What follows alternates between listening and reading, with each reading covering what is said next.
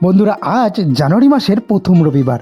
আর প্রথম রবিবারে আমাদের ব্যারাকপুর দেবপুকুরে হয় শ্রী সিদ্ধেশ্বরী কালীমায়ের পুজো এবং অন্নকূটের বিশাল মেলা। তো এইখানেই কিন্তু আমরা পুজো দেওয়ার জন্য সকালবেলা কিন্তু বেরিয়েছিলাম। আর ঘড়ির টাইম ছিল প্রায় কিন্তু 7টা।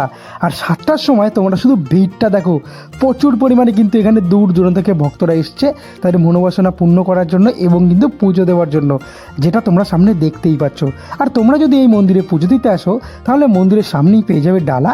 আর ডালার কিন্তু বিভিন্ন ধরনের প্রাইস আছে, 100 টাকা থেকে 10 টাকা 50 টাকাও কিন্তু ডালা তোমরা এখানে পেয়ে যাবে। হচ্ছে মাতা সিদ্ধেশ্বরীর মেন বিগ্রহ, যেটা তোমরা এখন সামনে কিন্তু দর্শন করতে পারছো। চলো তাহলে এবার তোমাদের মেলাটা ঘোরায়। মেলায় যখন আমি পৌঁছাই প্রথমে কিন্তু আমার চোখ পড়েছিল এই বাদামের দোকানে, যেখানে ছিল গজা, বাদাম, জিলেপি, আরও কিন্তু অনেক কিছু। তোমরা এই মেলায় যদি আসতে চাও টুকুস করে কিন্তু চলে আসো আর মেলা কিন্তু ঘুরে যাও। এর মধ্যে কিন্তু বিউটির পুজো দেওয়া হয়ে যায়, তারপরে কিন্তু আমরা বাড়িতে চলে আসি।